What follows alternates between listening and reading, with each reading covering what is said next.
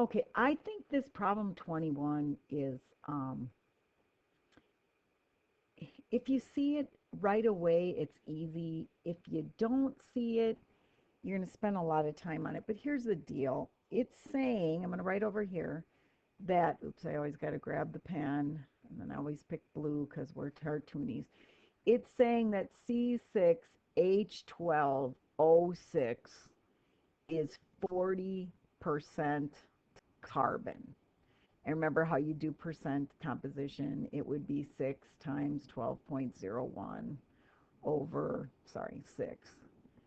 And then the bottom would be 6 times 12.01 plus 12 times 1 times 1.008 plus 6 times 16. And they're telling you the answer is 40%. It's multiple choice.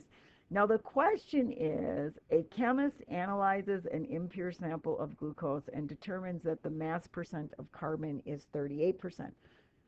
Which of the following impurities could account for this? So the question is, pure glucose is 40% carbon. Well, if you have glucose and an impurity, I don't think I spelled impurity right. There we go. And this is 40%, and then it drops down to 38.2%. That's only going to happen if the impurity has less than 40%. So for instance, on this answer C, C6H12O6, an isomer, and isomers have the same condensed formula but different structures. Um, let's say that fructose was the impurity, 40% plus 40%, it would still be 40%. Ribose actually has 40% too, because C6H12O6, see how you could factor 6 out of all of these, has an empirical formula of CH2O, and ribose C5H10O5 also, because there'll be 6 on the top, 6 on the bottom, everywhere you could cancel it, also has an empirical formula. And so this would also be 40%. And this one, this answer's ugly, but if you just get this, honestly, water has no carbon in it. So glucose is 40% carbon. Water is 0% carbon. Obviously, if that's the impurity, it's going to drop. If you wanted to take the time to do the sucrose part, um, you could reason out that it would actually, sucrose is more than 40% carbon, which would actually bring it above 40, not below. And maybe the quickest way to do that is to go C12H22O11. And then here is, and I'm going to factor out a 12. Now you're going to get some weird things, but I'm factor out a 12. So 12 goes into 12 once.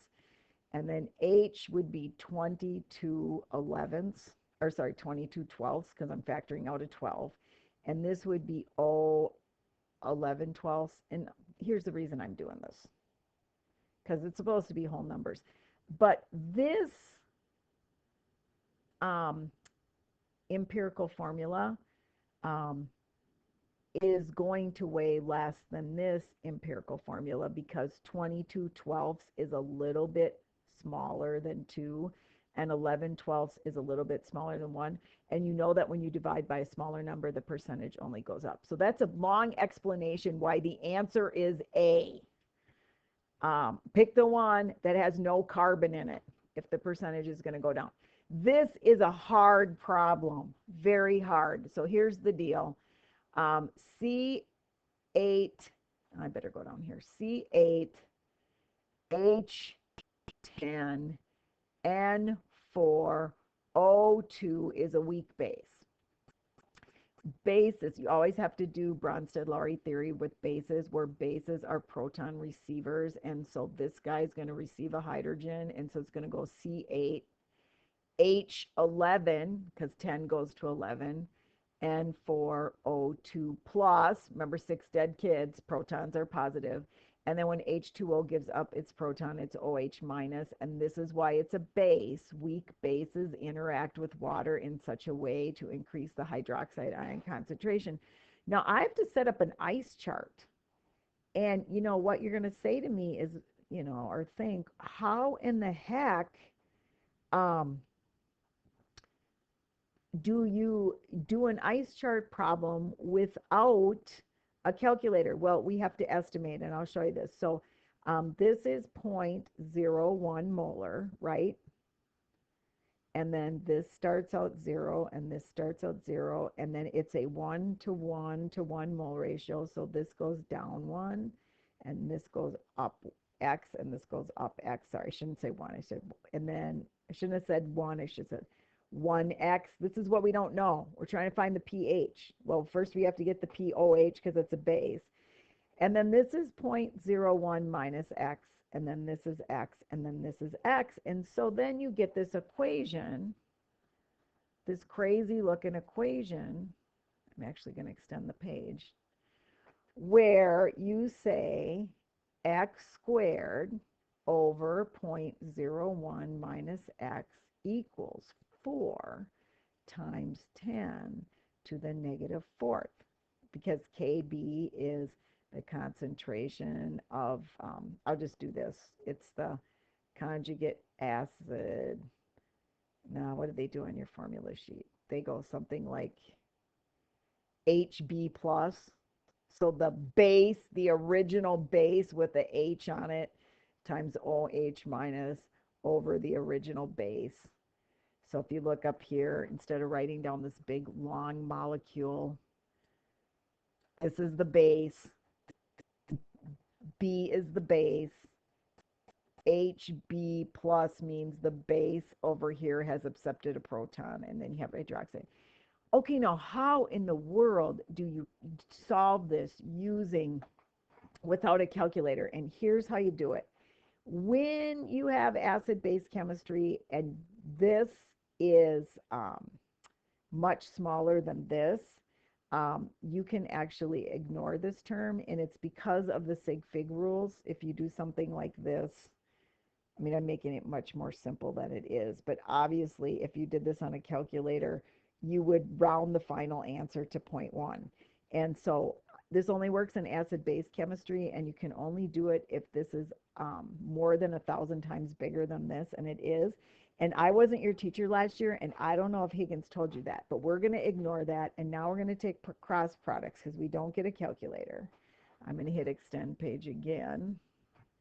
I always have to grab this though, or it writes. And what happens is when you take cross products, you get x squared. Oops, now I got to grab the pen again. And go, okay, so you get, when you take this cross, you get x squared. And then when you take this cross, you get 0.01 times 4 times 10 to the negative 4.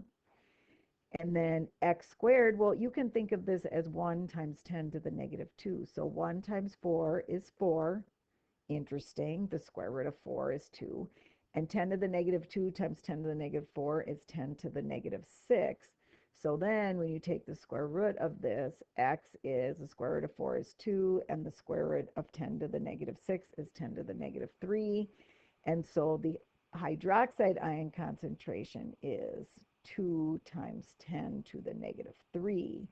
And so we know that the pOH is between 3 and 2, which means the pH, okay, 14 minus 3 is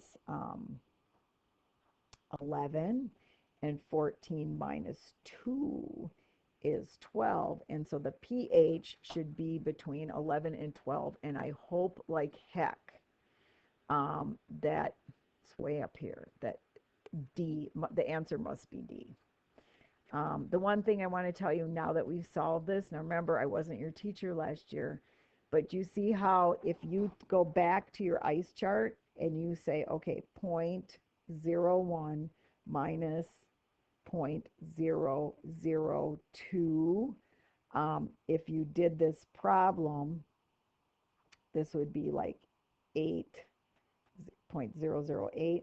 It's not exactly 0.01, but it's close enough for on a test where you're just grabbing the right answer. So even though if you go back in your ICE chart and you subtract what X is, which was 0.002 from 0.01, you don't get 0.01 exactly, but we're estimating, so close enough.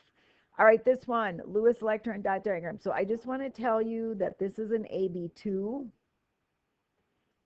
Because the two things you need to have for a polar molecule is you need to have asymmetry and polar covalent bonds.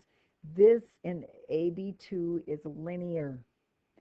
And then this is an AB2E, which is bent. Now here's what happens. This has two polar covalent bonds because there's an electron shift, but they're symmetrically arranged. This is non-polar.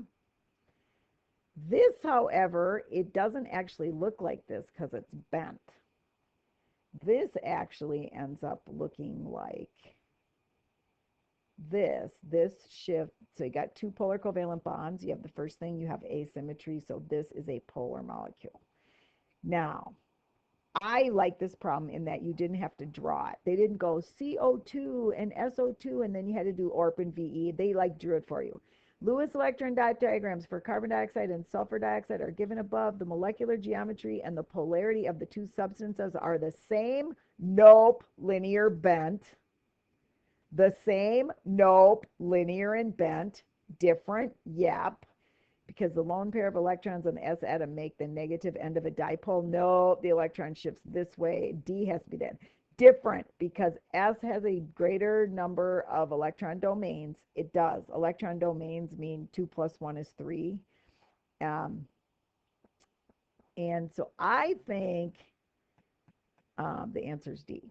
It can't be A and B, and it's not true that S is the negative end of the dipole. The oxygen is the negative end of the dipole. You know, it would probably been smart if I would have looked and made sure I'm getting these answers right. Oh, I love this. Here's my thermal. Consider the following reaction mechanism. Step 1 is a unimolecular. Nope. Una, like unicycle, means 1. This is a 2. This is bimolecular. What else is true? Increasing the concentration of NO. No, when you increase the concentration of the reactant, collision theory says that they collide more often and with more force, not more force. Well, they didn't change the temperature. They collide more often. That would make the reaction go faster, not slower. Raising the temperature will have no numerical value of the rate constant. Nope. Anytime you change the temperature, it changes the rate constant because on the rate law, temperature is all tied up in K. The other parts of the rate law, which has something to do with the reactants, remember we go NO to some power and O. So rate law has the concentration of the reactants to some power. A lot of times they'll give you a table. We have to figure that out. That's not this kind of problem, but I told you it's all, K is all tied up. Temperature is all tied up in K. The rate law is consistent with the rate mix. This is the one. Okay, so what I said was that the rate law comes off the stoichiometry of the slow step. But if the slow step isn't the first step, you have to back sub. And this is very easy. Look at this. Think of this as an equal sign. 2O is the same thing. 2NO is the same thing as N2O2. So I can come down here and substitute. This is what back sub means. N2O2 is 2NO. And now, because I've back subbed, the rate law would be K times the concentration of NO squared times the concentration of O2 to the first power. Ding, ding, ding. D is true. We're at a D run. This question, I just want to say, I have no idea. You don't even need this picture. I swear this is what they call in the business a distractor. The diagram above shows molecules of Br2 and I2 drawn to the same scale. Obviously, iodine's bigger. Which of the following best explanation for the difference in boiling point? Okay, guys, boiling point. again, here we go, intermolecular forces, they love them. Boiling point, melting point, freezing point, vapor pressure, surface tension, heats of vaporization, heats of fusion, all of these are about intermolecular forces. Intermolecular forces are forces between molecules. So in other words, if you have a big beaker full of iodine, it's like here's an iodine, and it's the forces between the iodine, not the forces in the iodine. Inside the molecule is intramolecular forces. Those are bonds, ionic bonds, covalent network solid, all molecular or metallic. Intermolecular forces are inter, and that's between. And so this is, and there, remember now, here's the intermolecular forces. Um, it's dipole-dipole, which is not this because those are both nonpolar. You don't have polar covalent bond. There's a special kind of dipole-dipole that is really strong. It's called hydrogen bond. And then there's London dispersion forces, LDFs, which are caused by the random motion of electrons. Now, what's the best explanation for why bromine has a lower, so I gotta say this, bromine has a lower boiling point than iodine? Bromine's is 59, iodine's is 184. Okay, so bromine's is lower. Now we learn it's because bromine has weaker intermolecular forces. Now, A is wrong. Covalent network solid, that's about bonding. It's not about intermolecular forces. Covalent network solids are, remember the 4 kinds of bonding: covalent network solid, metallic, ionic, covalent. We don't care about the bonds. It's all about intermolecular forces. I2 molecules have electron clouds that are more polarizable than those of Br2 molecules. Thus, the London dispersion forces, ding, ding, ding, that's an intermolecular force, are stronger in the liquid iodine, which makes perfect sense. Stronger forces means higher. It's got to be C. And bromine has a greater electronegativity than iodine. That's true, but bromine does have a lower electronegativity, but it doesn't matter because this is a pure covalent bond. It makes these molecules nonpolar, and it doesn't really have anything to do with this. So the answer is C. All right, 6. Oh, I love this problem, and I missed it the first year. Here's what I missed. Oops, I just hit my microphone. I missed 1 liter, 1 liter, 1 liter, jumps to 2. I missed that. Here's what I did. Let me show you what the answer would be if it was 1 liter, 1 liter, 1 liter, 1 liter. Well, if this is 2 atmospheres and it has 4, then this would be 1 atmosphere, because gas pressure is dependent on 3 things: the number of molecules in the container, the temperature of the container, and the volume of the container. So let's pretend first that this is 1 liter. So if this is 2, this is 1, because there's half as many. When I counted this, 1, 2, 3, 4, 5, 6, 7, 8, 9, 10, 11, 12. If this is 2, this is 6. Now, why did I get that? Because this has 4 particles. This has 12 particles. This has 3 times more stuff in it, so the pressures be 3. Now, Dalton's law of partial pressure says the total pressure is the sum of the individual pressures. So if this was 1, the answer would be 9, because 2 atmospheres plus 1 atmosphere plus 6 atmosphere is 9 atmospheres. And that's probably a good way to do it. If the volume of the box was 1 liter, the answer would be 9. But the volume of the box jumps from 1 to 2 liters, and if it has twice as much volume, it's going to hit half as much. Or you could do P1 V1 equals P2 V2. So 1 liter is 9. 2 liters would be 4.5. And the first time I did this problem, I bid on 9. and then I looked at the solution manual, 1, 1, 1, it would be 9 if this was 1. As a matter of fact, you have to pretend it is 1 first. Well, if it was 1, it would be 9 because same volume, same temperature, but it actually doubles, which ends up cutting it in half. I really like that question. This one, I didn't really talk much about this, but let's talk about it anyhow.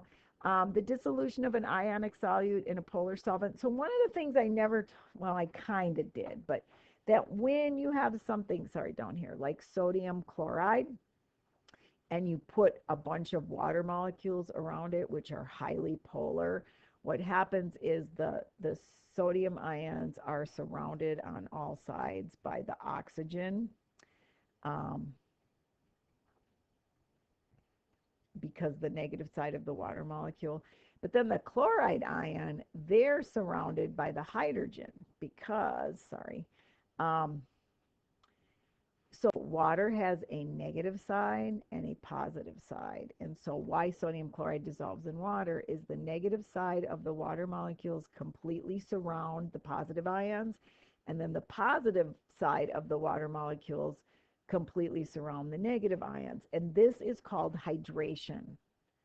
And I know that Higgins taught you your solution unit, but this is not an intermolecular force. This is actually called an ion dipole force because, sorry, I did not mean to do that. What happens is, extend the page, Na, I'm really struggling right now.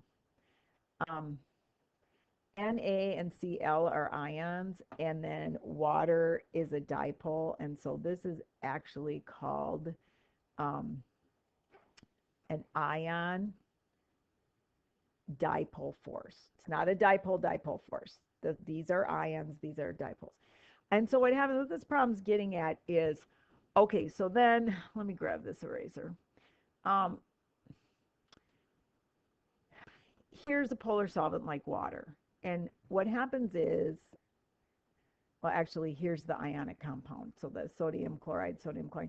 It takes energy to get let's pretend that this is sodium chloride. So it takes energy to get the sodium ions and the chloride ions to move apart from each other. See how they're separating? Opposites attract. In order to get these to move apart, that's endothermic. It takes energy to get the water molecules to move away from each other because the positive side of one water molecule is attracted to the negative side of the other water molecule. So this is also endothermic. But opposites attract. So when the positive ions are completely surrounded by the negative water molecules and the negative ions are completely surrounded by the positive, well, opposites attract, they are attracted to each other. And so both of these are exothermic. They don't want to move apart. They don't want to move apart, but they want to come together because opposites attract. And that's why the answer is steps 1 and 2 are endothermic. You got to put energy in to get them to separate. But this final step is exothermic because the positive side of the polar water molecule is attracted to the negative ions, and the negative side of the water molecule or the polar molecule is attracted to the positive ions. Last thing, I like this. Here's the deal. Here's the net ionic equation, but let me just go back. Let's just do it over here. So what they're saying is silver nitrate and sodium chloride, and there is extra of this. This is the excess reactant, which means when the reaction is done, there's extra NaCl. And then what happens is this is a double replacement. You get AgCl when you put the outers together. That's a precipitate. Look at all of the choices have AgCl on the bottom. And then the other thing is NaNO3. Now, we're not going to do, they gave you the net ionic equation, but for this, it helps to just do the ionic equation. So Ag and NO3 are floating around because you made a solution. and then Na and Cl are floating around. So you have one, like you have one beaker with this and one beaker with this, and then you put them both in the same beaker. And these guys are highly attracted to each other, and so they fall out of solution. But you still have the Na and the NO3 putzing around. Now, you need to pick a box that has AgCl sitting on the bottom, and they all do. You need to pick, a cylinder or beaker that has Na plus in it, um, NO3 nitrate ions floating around in solution, and this is the limiting reactant.